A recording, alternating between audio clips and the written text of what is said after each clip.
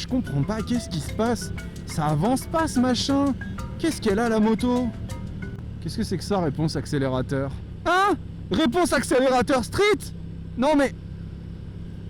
Je suis sûr que ça va rien changer du tout, ça va être exactement la même histoire. Oh! Mais tu sais bien que ça n'a rien à voir. Mais non, il s'est rien passé, je suis juste allé faire un tour avec elle. Non, je t'assure, je lui ai fait ni la vidange, ni le jeu aux soupapes. Il ne s'est rien passé. C'est bon, je peux faire ma vidéo maintenant? Merci. Bonjour à toutes et à tous et bienvenue dans ce nouvel épisode de Quick Shifter. Aujourd'hui, la Tuono m'a fait une petite crise de jalousie car la machine dont on va parler pèse très lourdement dans le game. Et pour cause, lors de sa sortie en 2014, elle a provoqué un véritable tremblement de terre dans le monde des roadsters.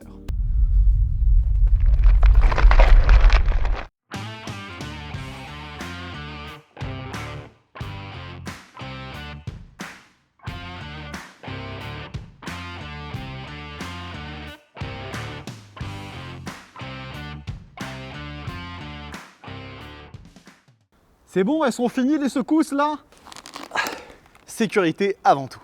Bon, aujourd'hui on parle d'un truc complètement fou. Enfin en même temps vous allez me dire, depuis le début de la chaîne, la moitié des trucs dont on a parlé sont complètement barrés. Mais là, il y a quand même une petite particularité, vous allez voir. On en profite tout de suite pour remercier nos amis de chez KTM Paris qui nous ont fait l'immense amitié de nous prêter ce monstre. Je vous raconte pas la goutte au front en sortant de Paris avec ce truc là. Non, parce que cette moto là maintenant, elle vaut vraiment très cher.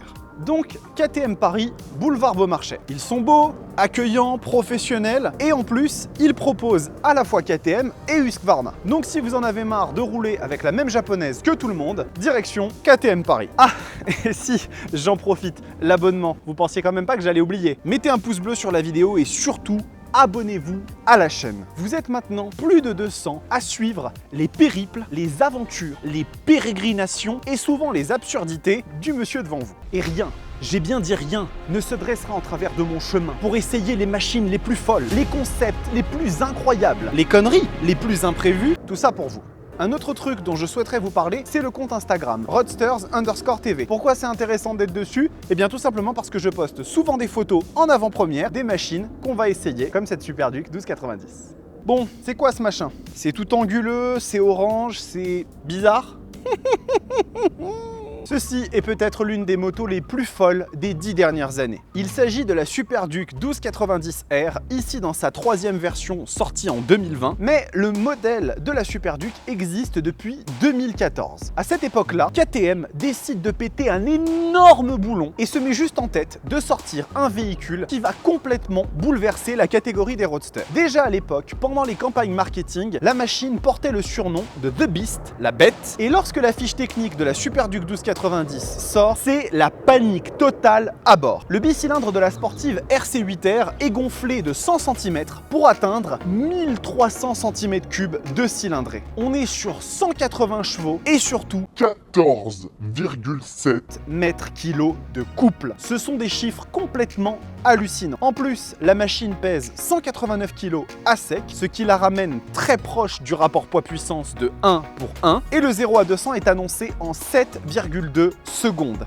C'est la même performance qu'une Bugatti Veyron et 2 secondes de moins qu'une Lamborghini Aventador. Trop fou, vous allez me dire? Ah, certainement pas. La machine est un carton phénoménal et évolue d'année en année dans une version V2 avec pas mal de nouveautés et d'améliorations et finalement dans cette dernière mouture V3 actuelle. Alors on va se calmer tout de suite parce que je les entends arriver les pas contents. Oui, à cette époque-là, il existait déjà la BMW S1000R, essayée juste ici, et l'Aprilia Tuono, essayée juste là. Vous le voyez que la chaîne porte bien son nom, non? Mais pour moi, ces machines ne sont pas tout à fait identiques. En effet, il s'agit de naked bike, des hyper sportives déshabillées qui tiennent beaucoup plus de leur cousine de circuit. La Superduke 1290R est un concept totalement original qui, en dehors de reprendre le moteur de la sportive RC C8R a vraiment été conçue de zéro et surtout avec un bicylindre qui la rendra beaucoup plus adaptée à un usage routier. Alors comme vous l'avez vu dans le titre et je vous l'ai dit tout à l'heure, cette machine est très spéciale car elle est bardée d'une flopée d'équipements optionnels qui la rendent vraiment unique. Et encore une fois, merci beaucoup à KTM Paris de nous l'avoir prêté. Par contre les gars, si je la casse, me prélevez pas mes organes, s'il vous plaît, ok? Et on verra bien évidemment un petit peu tous ces équipements tout à l'heure lorsqu'on va faire le tour en statique. J'en profite d'ailleurs pour vous demander quelque chose, j'ai vraiment besoin de votre aide là-dessus. On va se lancer sur un nouveau format concernant les essais dans lesquels je vais vraiment concentrer au milieu de la vidéo le tour en statique de la moto et toute la partie dynamique. Donc j'aimerais vraiment que vous me disiez dans les commentaires si ce nouveau format vous plaît davantage ou si vous préfériez l'ancien où on faisait des allers-retours statique, dynamique, 3 jours quête du Graal, 3 jours de voyage, 3 jours chez vous, 3 jours de voyage, 3 jours quête du Graal. Bref, on a assez discuté, je pense qu'on va aller prendre la moto qui va être beaucoup plus éloquente que moi sur le sujet. Allez, on se retrouve à bord de cette machine un peu folle qu'est la Superduc 1290 V3 version 2021. Donc on va rouler un petit peu, faire quelques plans avec une petite musique, puis on s'arrêtera pour faire justement le tour en statique de la moto et on enchaînera avec la partie dynamique juste après. A tout de suite!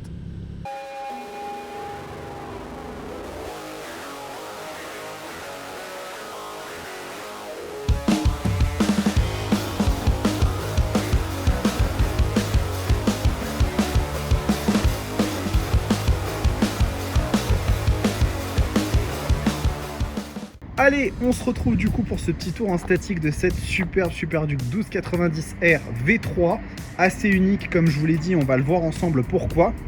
Je vous l'avoue, je suis pas un fan absolu du fait que la V3 ait abandonné le cadre trétubulaire qui monte jusqu'en haut. On a vraiment maintenant une séparation à ce niveau-là, mais globalement la machine est quand même superbe. Si vous remarquez des petites choses qui sont un petit peu différentes de la machine d'origine, c'est qu'il y a une raison, c'est que cette moto elle est équipée de la tête aux pieds du catalogue KTM Power Parts et on va passer un petit peu ça en revue.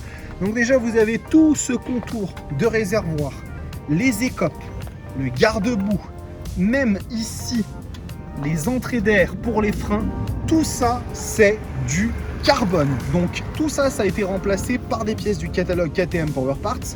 On a ici aussi ces parties du thé de fourche qui sont anodisées, qui sont magnifiques.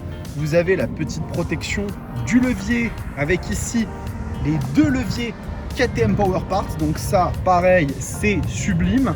On a les crash bars. Alors sur la V3, les crash bars sont quand même sensiblement plus jolis. Je trouve sur la V2, elles étaient assez énormes. Là, je trouve que ça passe plutôt bien.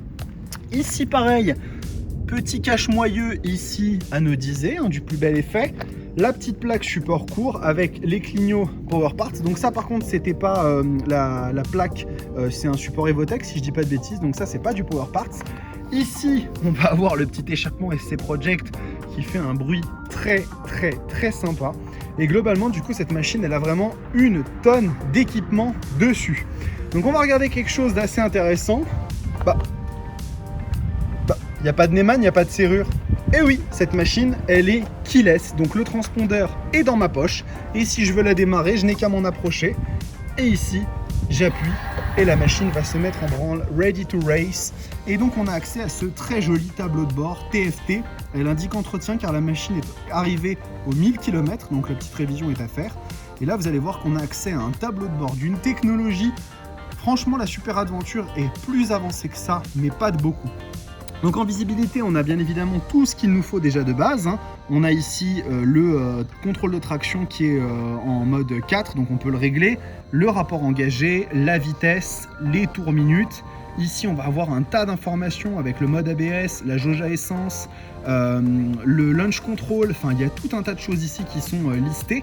Et ce qui est vraiment génial, c'est quand vous êtes en train de rouler, si vous appuyez sur la petite flèche haute ici, vous allez avoir accès à des informations supplémentaires qui s'affichent, mais tout en laissant la vitesse, le rapport engagé, tout ça qui s'affiche en même temps. Regardez, c'est assez impressionnant. Donc vraiment à ce niveau-là, c'est hyper technologique. On peut rentrer un petit peu dans les menus pour voir un peu ce que ça donne. Donc vous avez accès au KTM MyRide qui est une option qu'on peut activer pour avoir votre téléphone jumelé en Bluetooth. Donc vous avez ici accès au lecteur audio mais aussi à de la navigation, un GPS carrément.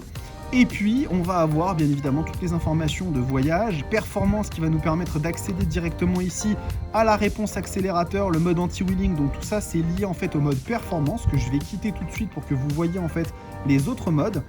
Donc là, vous voyez, on a Sport, Performance, Track, Street et Rain. Donc chacun de ces modes va avoir un comportement différent.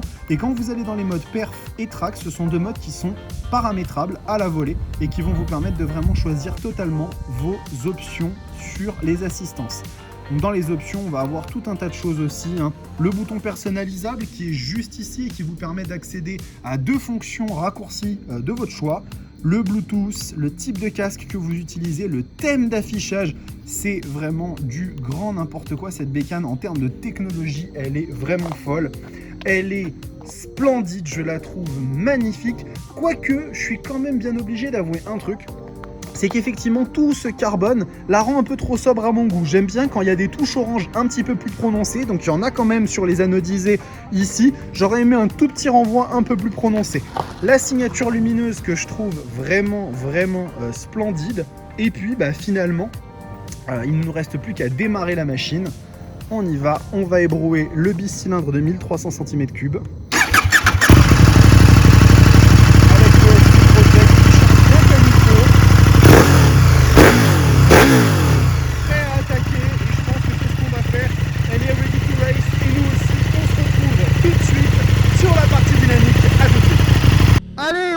Pour la partie dynamique de l'essai avec cette machine à sensation qui est la Super Duke 1290. Une vieille amie que je retrouve, j'en ai déjà eu 3 des comme ça, alors pas la V3, donc ça va être un peu une découverte sur ce nouveau châssis rigidifié selon les dires de KTM. Par contre, il y a une chose qui n'a pas changé, c'est ce bicylindre de 1300 cm3, 180 chevaux et... Quelle patate! Quelle patate! Mon Dieu, quelle puissance ce moteur, c'est incroyable. On a une force à bas régime qui est hallucinante. Ça tracte mais si fort et si violemment dès presque le régime de ralenti, c'est incroyable. On a un ami motard là qui est devant nous, le pauvre, il va être surpris par l'incroyable fougue du bicylindre.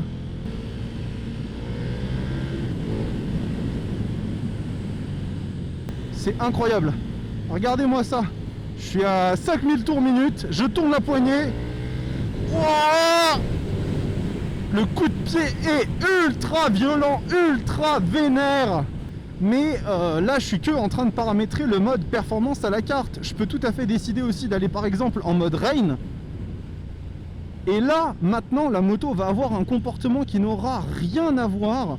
Regardez, je tire. Ça accélère mais il se passe pas grand chose et ça c'est vraiment rassurant quand on est sous la pluie parce qu'une machine de ce genre là, si vous la mettez en mode track alors qu'il est en train de pleuvoir, croyez-moi vous allez au tas directement. Par contre c'est vrai qu'effectivement ce mode rain on n'a pas envie d'y passer longtemps parce que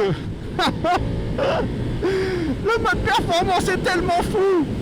Alors la différence entre le mode perf et le mode track, comme je vous l'ai expliqué tout à l'heure, c'est simplement que le mode performance va avoir un visuel différent au niveau de l'affichage et vous permettra de contrôler le régulateur de vitesse, mais a priori il est aussi contrôlable en mode track, donc j'ai pas trop compris.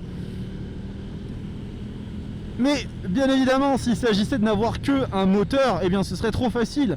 Qu'est-ce que ça nous dit le châssis? Que nous dit le châssis de cette moto? Eh bien il est extrêmement agile et incisif, il est beaucoup plus joueur d'ailleurs que celui de la Tuono, c'est clairement beaucoup plus facile de mettre la moto sur la courbe.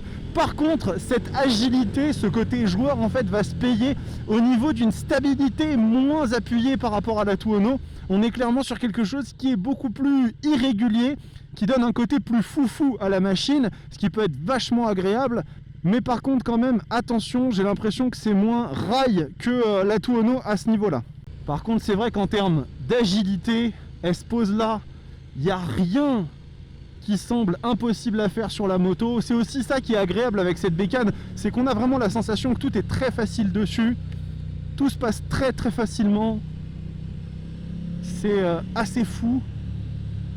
Et clairement par contre le petit point concernant le châssis qui est beaucoup plus rigide, alors effectivement peut-être que ça permet d'attaquer plus fortement, mais j'ai pas l'impression que ça se fait au détriment d'un confort trop important. Moi j'en ai eu 3 des Super Duke, une V1 et 2 V2, la dernière V2 ça fait un certain temps que je l'ai eu, donc c'est vrai que je m'en souviens plus trop, et je suis peut-être mal habitué parce que j'ai la Tuono, mais c'est vrai que je ressens pas que ce soit horrible en termes de confort de roulage quoi. En ce qui concerne le freinage, KTM a mis les petits plats dans les grands puisque c'est du Brembo Stylema, donc ce qui se fait de mieux actuellement sur la plupart des motos de série, hein, la Panigale était équipée de ça.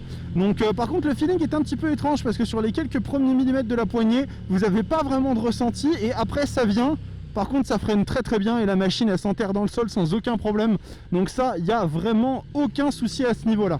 Bon, je vous propose qu'on se parle aussi un petit peu d'aspect pratique puisque la Super Duke en fait est un roadster pur jus, même plus confortable que ses cousines.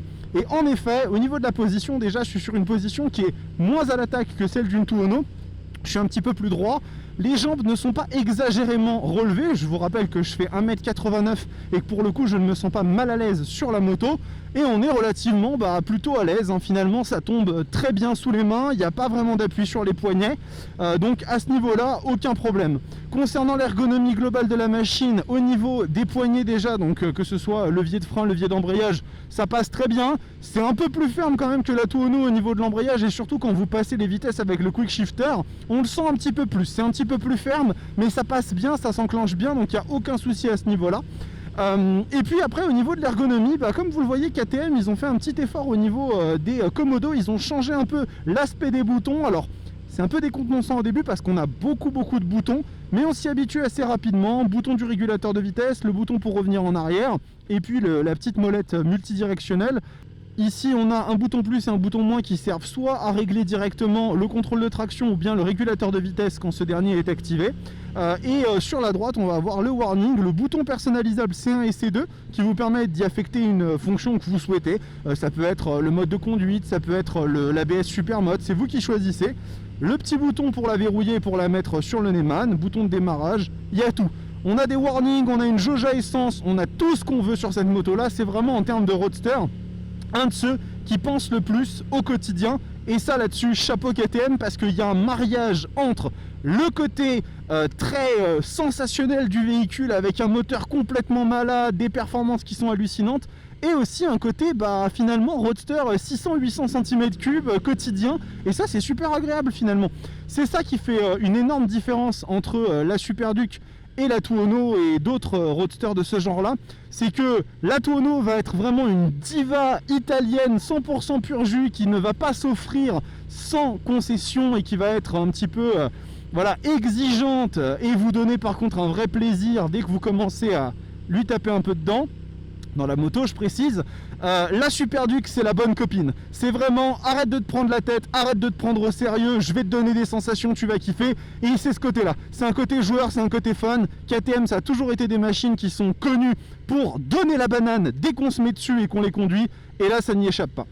Concernant la chauffe du véhicule, ça chauffe un peu, mais pas de quoi fouetter un chat, surtout quand on a essayé Tuono et Panigale, ce sont des machines qui chauffent beaucoup plus. Salut à toi, ami motard.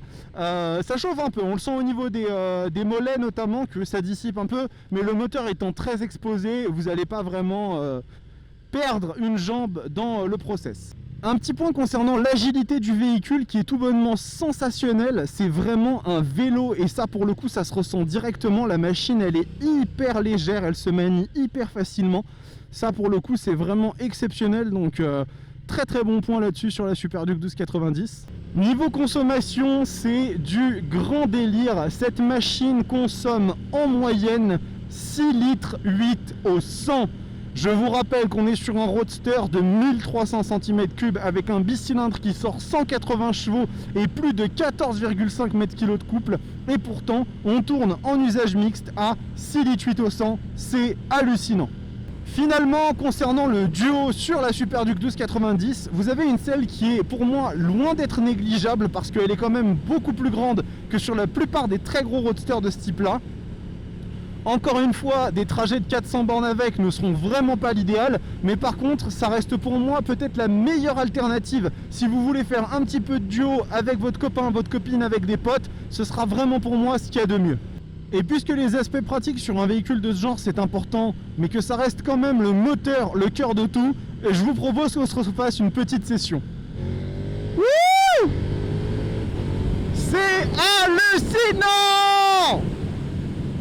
Incroyable! Incroyable! Ce moteur est d'une force exceptionnelle. C'est vraiment un plaisir de tous les instants de conduire ce truc.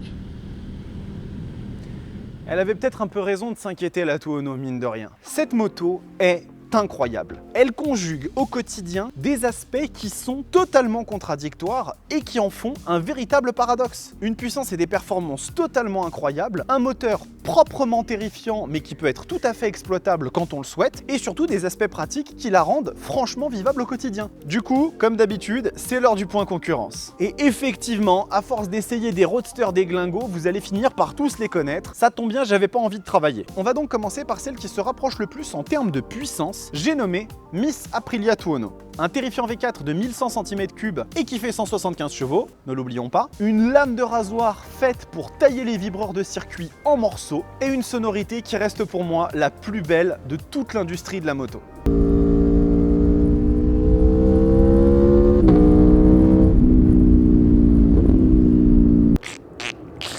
Je suis désolé, mais à chaque fois que j'entends ce son, Mais ça chauffe, ça consomme, c'est pas confortable, c'est du plaisir à l'état brut, mais vous allez devoir le payer au quotidien. Par rapport à la Super Duke, la Tuono sera beaucoup plus rassurante sur l'angle et incisive, mais par contre, elle sera moins joueuse et moins polyvalente dans toutes les autres situations. On est à 16 300 € pour la version RR standard et 19 400 € pour la Factory avec les suspensions Öhlins. Ensuite, bizarrement, l'Italie a décidé d'être super méchante avec les roadsters, et ce ne sera certainement pas la Ducati Street Fighter V4 qui va me contredire. On est donc sur la même architecture que la Tuono, un V4. J'aime moins le son quand même. 208 chevaux, ce qui la met largement au-dessus de tout le reste, et une technologie à s'arracher les cheveux. D'ailleurs, savez-vous que la Street Fighter V4, pour montrer à tout le monde qu'elle est la meilleure de la classe, désactive 2 de ses 4 cylindres lorsque vous roulez en ville en dessous d'une certaine vitesse. Oui, quand vous êtes en dessous de 50 km/h en ville, vous n'avez que 2 des 4 cylindres de la machine qui sont allumés, ce qui fait qu'elle se comporte comme un bicylindre. Je trouve ça formidable. Et votre banquier aussi va trouver ça formidable. 19 990 € pour la version standard et 22 900 € pour la V4S avec les suspensions pilotées. On prend chèque, espèces, carte bleue, ticket resto, carte Pokémon, investissement montant. Finalement, on passe de l'autre côté de la Manche avec la Triumph Speed Triple 1200 RS. J'ai dit que la Tuono était la plus proche en termes de puissance, alors qu'en fait c'est celle-là. Ouais, ça va, foutez-moi la paix, j'ai le droit d'être de mauvaise foi. On se retrouve donc avec un moteur de 1200 cm3 qui envoie 180 canassons.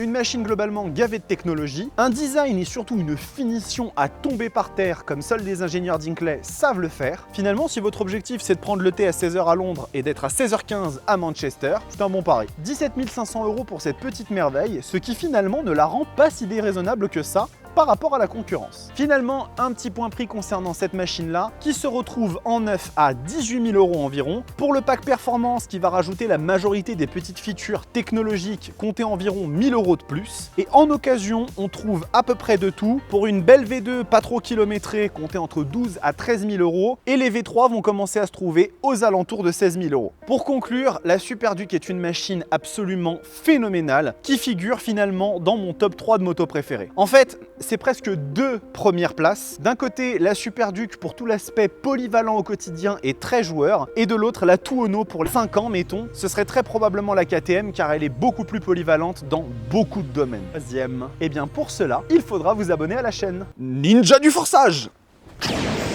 Cet épisode de Quick Shifter est terminé, je vous remercie de votre présence. La chaîne continue à se développer et ça, c'est grâce à vous. N'hésitez pas à mettre un pouce bleu, à vous abonner à la chaîne et surtout à la partager. Et puis rejoignez-nous aussi sur Instagram, comme ça vous serez mis au courant de toutes les nouveautés avant les autres. La semaine prochaine, on se retrouve pour un autre essai avec une catégorie de moto totalement différente de ce qu'on a fait jusque-là. Mais à mon avis, ça va pas mal plaire à beaucoup d'entre vous. Je vous dis à très bientôt, portez-vous bien, ciao!